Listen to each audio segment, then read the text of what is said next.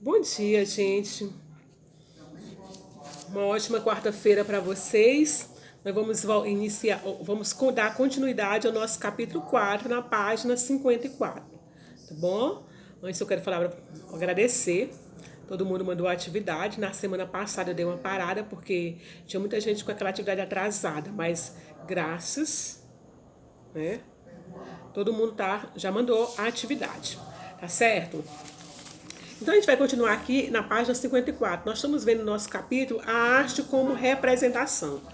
Sabe, eu tinha uma ideia maravilhosa para me trabalhar com a Iris nesse capítulo, infelizmente não deu certo, tá?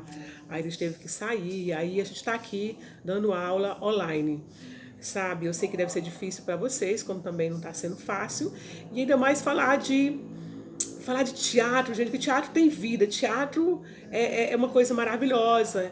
Eu vou confessar uma coisa para vocês. Eu nunca fiz. Vocês estão ouvindo assim uma zoadinha assim? É porque tem um pessoal aqui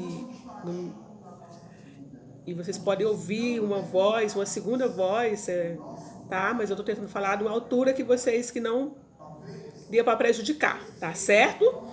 Eu espero que a minha fala seja mais interessante do que quem tá falando ali na igreja ao lado. Tá, gente? Então, eu sei que às vezes é difícil falar de uma coisa que para nós aqui no interior, moramos numa cidade que não tem um teatro, nós não temos um cinema. E cinema, nem tanto porque a gente assiste, né? Nós não temos o cinema, o prédio maravilhoso, lindo, que eu amo, sou apaixonada, adoro, louca. Amo cinema, já fiz muito teatro, mas nunca assisti. Confesso que eu já fui 2 vezes no Teatro Arthur Azevedo. E só você entrar lá no Teatro Arthur Azevedo já é fantástico, já vale a pena. Né? Mas eu fui assistir um show e não foi exatamente uma peça teatral que ainda pretendo assistir. Tá? Então, aquele trabalho que eu pedi para vocês, gente, que era para vocês fazerem, para escolher um texto, fazer uma apresentação. Na verdade, hoje a gente está muito envolvido, vivemos no meio da tecnologia, mas declamar um poema, uma poesia ou um texto, isso já foi uma das diversões que as classes mais abastadas faziam, que eram os famosos saraus, que tinha a representação musical, poesia, e era lá onde as meninas namoravam e às vezes flertavam é uma palavra que vocês não conhecem, né? Mas na verdade flertavam e atrair o sexo oposto, declamando uma poesia. Então isso era uma coisa que nem todo mundo conseguia fazer. O cara falar, sabe, aqueles homens que sabiam declamar uma poesia, uma certa eloquência, que as mulheres ficavam apaixonadas só por esse fato, né? Então eu queria que vocês usassem a tecnologia para também colocar os talentos para vocês e tudo mais. Mas aí me disseram, vai ter uma atividade e depois vocês vão fazer saber depois, que a atividade que a escola toda vai fazer e que a arte também vai fazer e que parece que vai ser a segunda nota de vocês. Vai ter uma reunião quinta-feira e depois a gente vai ver, tá bom?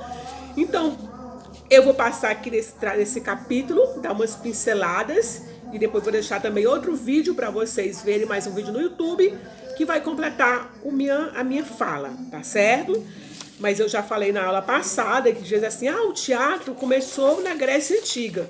Mas na verdade o teatro grego começou na Grécia Antiga. Mas em cada lugar, em cada região, eu não vou dizer país, porque nesse período, quando o teatro inicia, não tinha a noção de país, mas as regiões, né?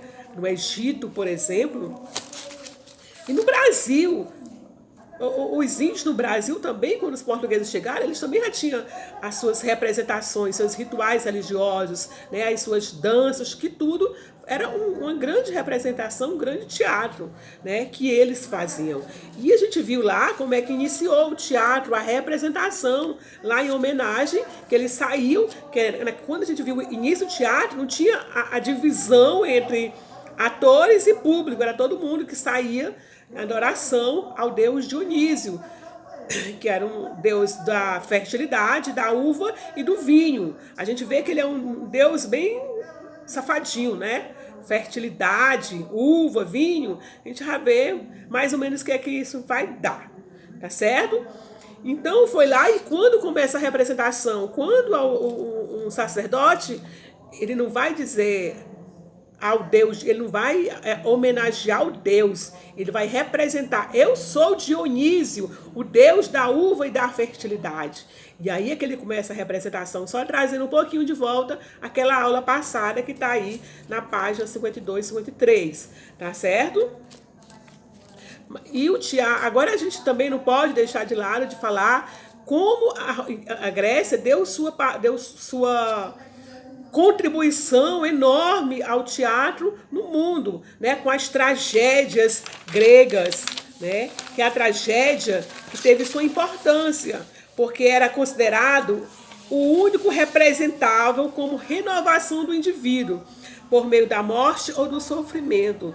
Então as tragédias, elas serviam para trazer de volta, né, pessoas que morreram, às vezes injustamente, e que não puderam se defender. Então essas histórias eram contadas e, como o próprio nome já diz, terminavam em tragédia, em morte.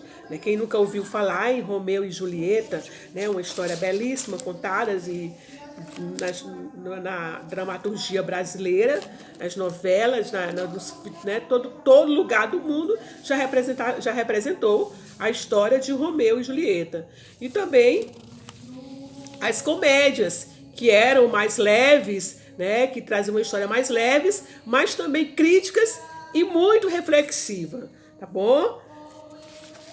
O teatro, ele tem vários temas. Ele tem a tragédia, ele tem a comédia, ele tem o teatro de revista, ele tem o monólogo, ele tem também um teatro que na ditadura militar ele foi chamado de besteirol. Por quê? Porque na ditadura militar tudo era proibido.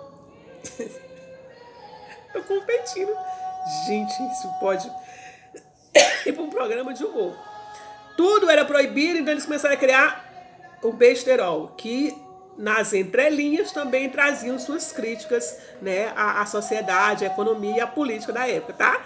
Eu vou ficar por aqui, eu volto daqui a pouco, deixa lá eles terminarem o culto deles. Gente, beijo.